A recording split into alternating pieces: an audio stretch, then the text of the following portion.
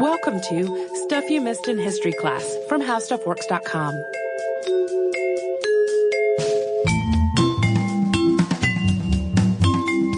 Hello and welcome to the podcast. I'm Holly Fry. And I'm Tracy V. Wilson. And Tracy, as you may or may not know, I bet you did, in the 8th century there was this document written that was kind of important. I did not know this. I mean, I knew there were important documents, but I didn't know about this specific one. Yeah, so it ended up having a lasting impact on the course of medieval Europe, and even a little beyond that. And this document, which was called the Donation of Constantine, granted a large part of the Roman Empire land and power to Pope Sylvester I and his successors. But that document, and this isn't really a spoiler because this is normally how this document is presented, was a fake. You'll usually see it written up as like one of the greatest forgeries of history. So today, the Donation of Constantine is recognized as a forgery, and that has been the case for several hundred years. But for centuries, it was actually recognized as a binding document and was used to substantiate claims. And for starters, if you know your Roman Empire history, that mention that we started off with of it being written in the 8th century may have piqued your curiosity and raised the flags because Constantine the Great ruled in the early 4th century. So that's the quick intro on the topic we were talking about today, which is the Donation of Constantine. We're also going to talk about how it came to be revealed as a forgery and a little bit of the story on the man who did that research that proved it out as false. So we don't know the exact date that the faux Donation of Constantine was written. We generally think it was composed sometime between 750 and 800. The document is written in two different parts. There's the Confessio and then the Donatio. And the first section details the relationship between the Emperor Constantine and Pope Sylvester I. Then the second lays out the specifics of this donation. So for context, Constantine the Great was the 57th emperor of the Roman Empire. He reigned in various degrees as his power expanded from the year 306 to his death in 337. And I say that because if you look at some of these older ones, you know, he was ruling one part and then his lands expanded and he was considered ruler of other things as well. That's why it's worded that way. And his move from Rome to Constantinople, which we're going to discuss a little bit in this episode, catalyzed the rise of the Byzantine or Eastern Roman Empire. And Constantine is known for many, many things, and we're not going through like his biography, but from a religious perspective and what really relates to this episode, the key points are that he legalized all religions in the Roman Empire. Both religions and cults were free to be practiced however anyone pleased. He put an end to Christian persecution, but he didn't declare himself a Christian until fairly late in his life. And Pope Sylvester I, who he allegedly in this document donated all of this land and power to, was the 33rd pope. We don't know as much about him and his sort of life story, but he served as pope from 314 to 335. So kind of right in the middle, kind of with a parenthesis of Constantine around it in terms of timeline. According to the Confessio, Sylvester I taught Constantine about the Christian faith. Constantine professed his own faith. He was baptized by Sylvester, and then in doing so, Sylvester cured Constantine of leprosy. It's a dynamic story. The second section of the donation, after it sets up this great story of how Constantine was so moved and cured by Sylvester, lays out the actual transfer of power and land, and it names the Pope as the successor to St. Peter. Basically the line of popes is considered to be, directly from St. Peter, and that's why he figures so prominently in papal history.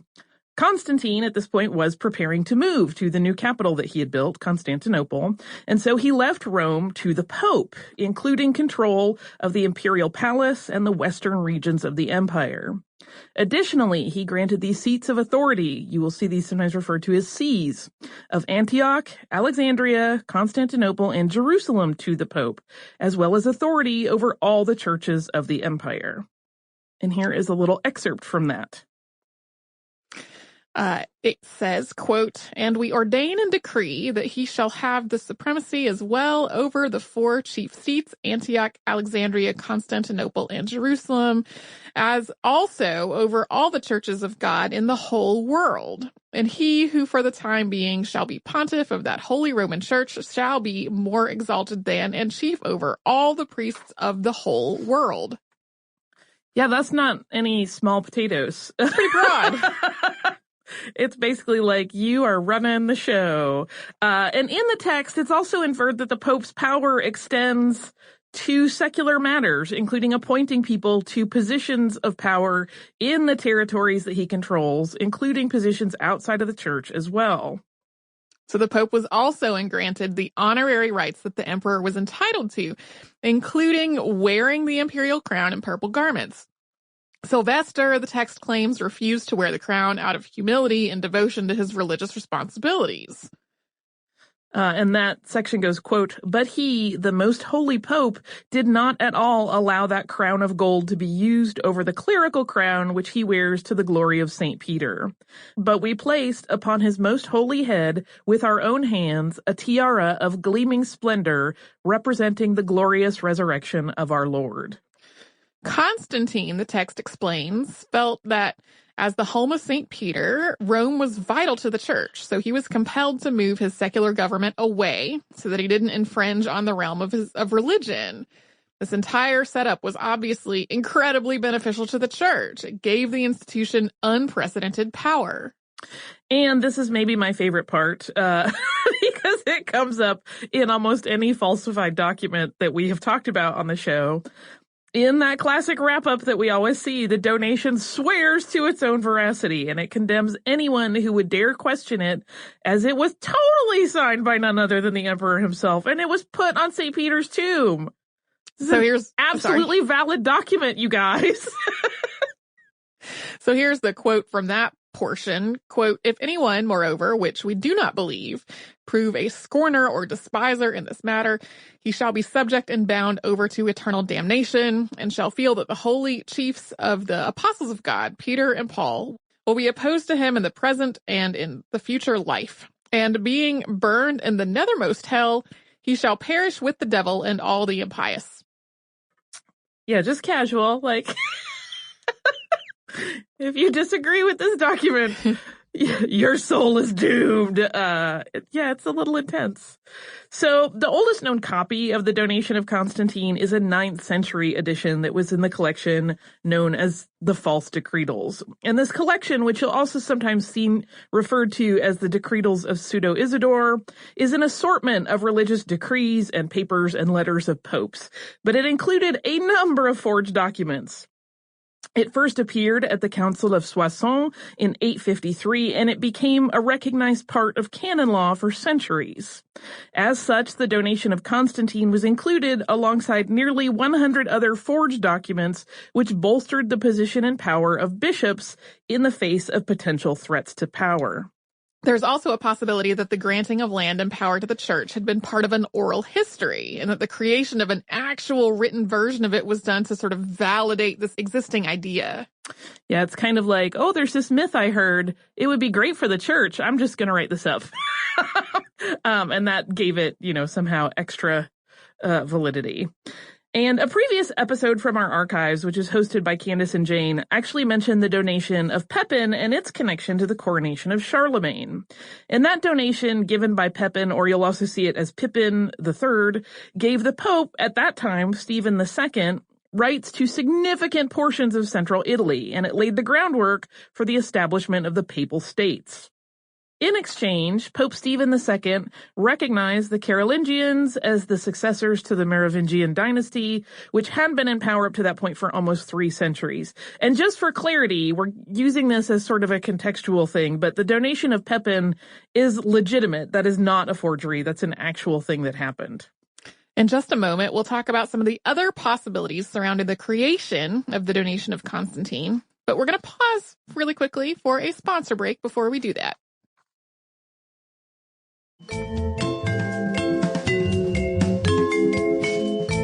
So it's also possible that the donation of Constantine was created at Pope Stephen II's command as part of his negotiation efforts with Pepin.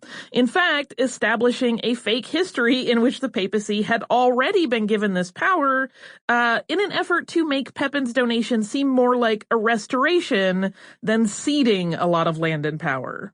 It also might have been created for Charlemagne's coronation as a way to bolster the donation of Pepin and to ensure that the papal power in Italy continued to be recognized.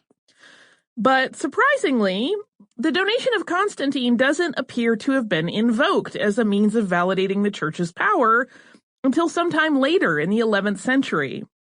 And it's not as though there had been no challenges or power struggles during that time, so it's a little unclear why no one pointed to the donation for quote-unquote proof. Rome and Constantinople, as seats of religious and secular power, had been at odds repeatedly in that intervening years, so it would have been really, really handy to produce the donation of Constantine to end some of those conflicts. But finally, Pope Leo IX held it up to support the church's power in 1054, and from that point on, it became a commonly cited example of the church's given authority. We should also note that it's possible that the document was referenced sometime before that, but Leo IX's reference to it is the first one that we definitely know about. And at that point, it became so commonly used as an establishing document and was even cited in canon law, and people just accepted it without question for several centuries. There are also paintings depicting the donation. One was painted in 1246. It's part of a series of frescoes in Rome's San Silvestro Chapel at Santi Quattro Coronati Basilica. Another was painted almost 300 years later in 1524 by the School of Raphael. The second piece is part of the Room of Constantine that was part of the 4 rooms that make up the stands of Raphael. These rooms are part of an apartment on the second floor of the Pontifical Palace at the Vatican. All of these pieces in the Raphael rooms were painted by Raphael and his students between 1508 and 1524. That timing is interesting, which we are about to illustrate because it was noted as a forgery before that was painted. And the man credited with revealing the donation of Constantine to be a forgery was literary critic, philosopher, and humanist Lorenzo Valla. And he was what you might call a rabble-rouser or a troublemaker, and he had a really pretty interesting relationship with the papacy. So to give some context to all of that, we're including a mini biography of him here. Valla was a lawyer's son, born in 1407 in Rome. His father worked on the papal court, so while the family was originally from Piacenza in northern Italy, Lorenzo grew up in Rome, where he lived until he was in his early 20s. Valla had hoped to also gain employment in the papal court like his father, but despite his education in Latin, a secretarial job in the church eluded him. So he traveled throughout the country for several years, starting in 1430, primarily in northern Italy. And Lorenzo worked as an educator, teaching rhetoric, but he ended up really making a name for himself as a writer. His first work, On Pleasure, supported the then unpopular notion that a virtuous life could be lived free from pain. He would revise this writing 3 more times in the next decade and a half. And this was followed up by writings advocating anti-Stoicism and a harsh critique of the revered lawyer Bartolus, who had practiced and taught in the early 14th century. And Bartolus, in Valla's opinion, used Latin terribly. This is a theme that comes up in Valla's work over and over. Valla's foci of study had been rhetoric, as we mentioned, which he taught, and Latin, and he used this knowledge of both to really break down Bartolus's work. That particular effort didn't make Valla particularly popular among his colleagues at the University of Pavia, where he was teaching at the time. The law faculty in particular was irate at his attack on Bartolus. Valla didn't teach at Pavia for much longer after this criticism went public. Yeah, it's kind of funny how that's referenced in a number of different biographies of him. There's scant specifics in terms of what went down, but it's sort of like he decided it would be best if he left that place. So presumably things were a little friction-laden for a while. But this is how, after another bout of traveling, Lorenzo Valla found work in the court of the King of Naples, Alfonso of Aragon. And in 1440, which is a pivotal year, Alfonso was at war with Pope Eugenius IV. That same year, Valla once again put his knowledge as a Latin scholar into his writing when he wrote his analysis of the donation of Constantine. This was titled, quote, Discourse on the Forgery of the Alleged Donation of Constantine. The Latin that was used in the document, he concluded, was just not indicative of a work written in the 4th century. In one translation, this criticism was translated as, quote, the Latinity of the grant is crude. In other words, the transfer of power of this nature would have been written more elegantly. I so love the phrase, the Latinity of the grant is crude. It has great scansion. It's got a certain musicality. I just love it. Sources seem to vary in assessments as to whether Valla was pursuing this analysis and reveal of the forgery as a supportive move for King Alfonso in his conflict with the Pope, or whether it was merely an academic interest, as evidenced by his writing about the lawyer Bartolus and writings later on that we'll talk about. He really liked to pick apart people's Latin. Also, as a humanist during the Renaissance, it would have been pretty natural for Lorenzo Valla to just turn a critical eye on the Catholic Church and the sources of its power in general. This is, after all, a sentiment that was growing in Europe at the time and eventually led to the Protestant Reformation. Valla is not gentle in his criticism. It's apparent in his writing that he feels that he has identified complicity on the part of the papacy. We're including a longish excerpt here because we want to give listeners a sense of exactly where this rhetoric is coming from. So in his introduction, he writes, quote, I know that for a long time now, men's ears are waiting to hear the offense with which I charge the Roman pontiffs. It is, indeed, an enormous one, due either to supine ignorance or to gross avarice, which is the slave of idols, or to pride of empire, of which cruelty is ever the companion. For during some centuries now, either they have not known that the donation of Constantine is spurious and forged, or else they themselves forged it, and their successors, walking in the same way of deceit as their elders, have defended as true what they knew to be false, dishonoring the majesty of the pontificate, dishonoring the memory of ancient pontiffs, dishonoring the Christian religion, confounding everything with murders, disasters, and crimes. They say the city of Rome is theirs the kingdom of Sicily and of Naples, the whole of Italy, the Gauls, the Spains, the Germans, the Britons, indeed the whole West. For all these are contained in the instrument of the donation itself. So all these are yours, Supreme Pontiff? And is your purpose to recover them all? To despoil all kings and princes of the West of their cities, or compel them to pay you a yearly tribute? Is that your plan? I, on the contrary, think it fairer to let the princes despoil you of all the empire you hold. For, as I shall show, that donation, whence the Supreme Pontiffs will have their right derived, was unknown equally to Sylvester and to Constantine. In just a moment, we will dive into a few of the points that Valla used in this argument against the donation of Constantine's validity. But first, we are going to have one more quick sponsor break.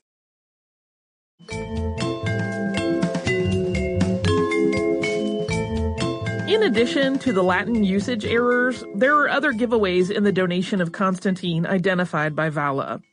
One of the points that his text on the subject makes is that the coinage in Rome continued, quote, to be struck in Latin for Constantine.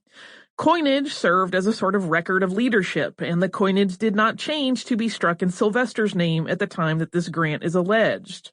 Instead, it changed over to that of Constantine's secular successor when he died, indicating that the Pope was never granted the reign and land the donation claims.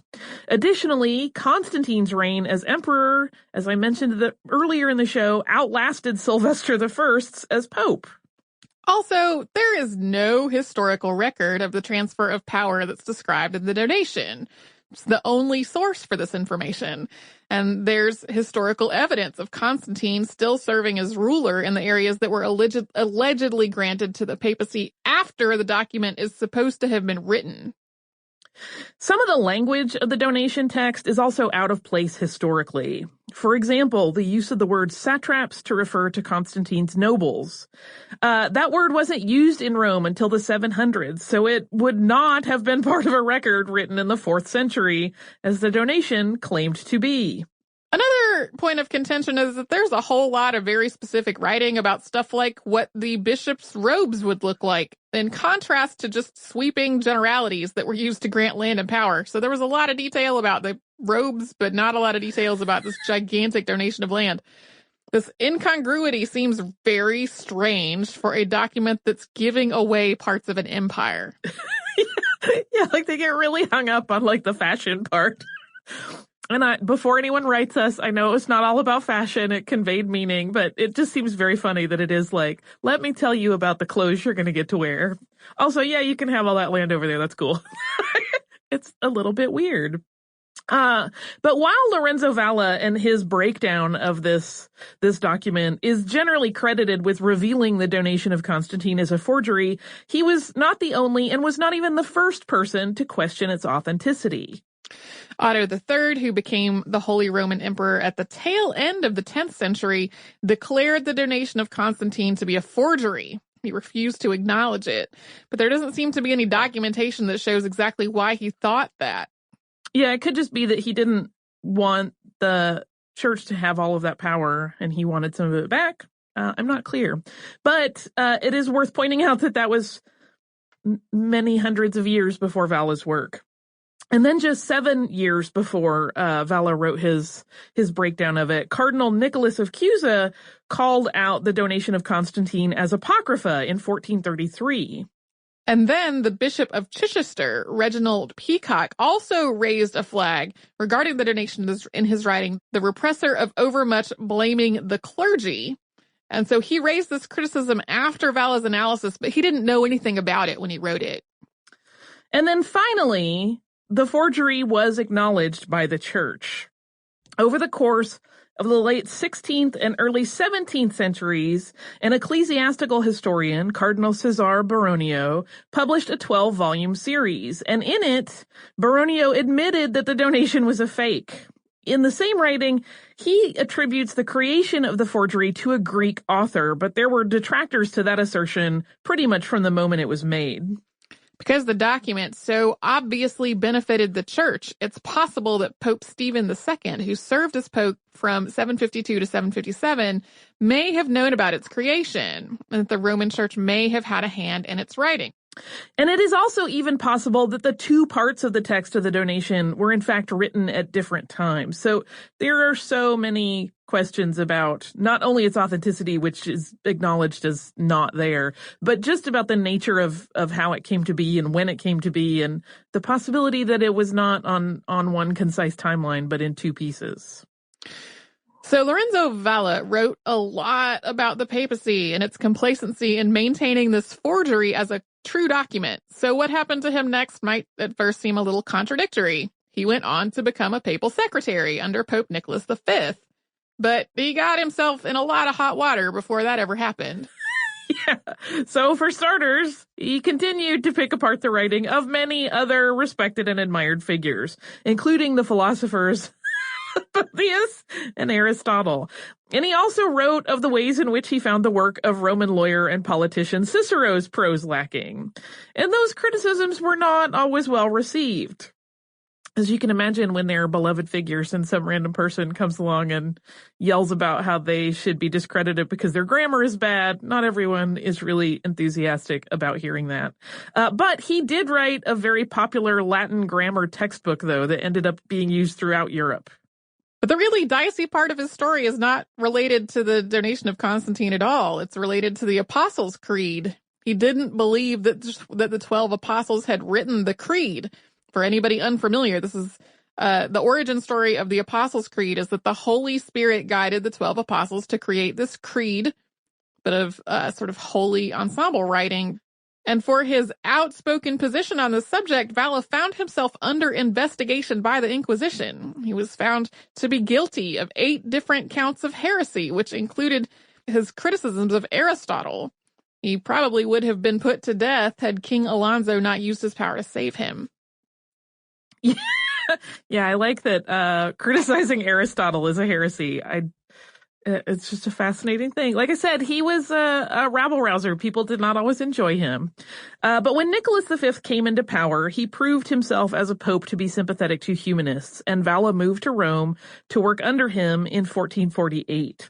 And he actually remained in that position when Pope Calixtus III came into power in 1455, and Valla remained there until he died at the age of 50 on August 1st, 1457, having proven the donation of Constantine to be a fraud 17 years earlier. Do you also have some listener mail to close out today's episode? I do. I know we're in January and headed into February here, but I have some holiday cards that I'm trying to do a roundup on, since we did not get all of them before we left the office for the holidays, and also just because we get so many and I wanted to thank people for them. The first one is a thank you from Ms. Brandy. She sent us a beautiful card of her with her adorable dilute orange cat, and it says, "Wishing you a meowy Christmas," and they are both lovely. She also has a fabulous cat sweater on in that one. We also got a lovely card from our listener, Rebecca, thanking us for all of our hard work and wishing us Merry Christmas. It is absolutely beautiful, and there's lots of holly and gold on the front of it, so I love it. And then the other two little pieces as we do this roundup are not holiday related, but I wanted to make sure to include some others. This one is from our listener, Peggy. It is a beautiful postcard, which I will describe in a moment. It says, "Thank you for the podcast. I have listened from the beginning and still enjoy new episodes. I won't recommend a topic. You have a long list already. Instead, please enjoy the seasons at Japan, my current home. You would love Disney Sea." And it's this beautiful lenticular postcard that shows this sort of forest image changing with the seasons, and it's really quite beautiful and striking. So nice. Thank you, Peggy. And then my last one got sent, and it's a photocopy piece of paper with a note on it. It is not signed, but it is a photocopy of what looks like the title page of a book called Women's Work, The First 20,000 Years, Women, Cloth, and Society in Early Times. And it says, "Dear history people, this is a book I think you'll really enjoy, although it may be more in Holly's interest. It talks about history through the aspects of making string, thread, spinning, weaving, and dyeing. It explains in broad terms why people dressed the way they did due to available materials, and explains economic consequences, etc. Thank you for your work on the podcast." And then it says, "Sincerely," but it does not have a signature. But I wanted to say, one, thank you for the recommendation, and two, this is a really smart way to send a book recommendation because it includes all of the pertinent information someone would need to find said book. Photocopying a title page is perfect. So thank you. I am going to look that book up because it looks quite interesting. If you would like to write to us, you can do so at historypodcast@howstuffworks.com. You can also find us at missedinhistory.com, and we are available across the spectrum of social media, also as Missed in History. If you do go to our webpage, you will find not only every show that has ever existed long before we were the hosts, but also show notes for any of the episodes that Tracy and I have worked on together. So we hope you come and visit us at missedinhistory.com.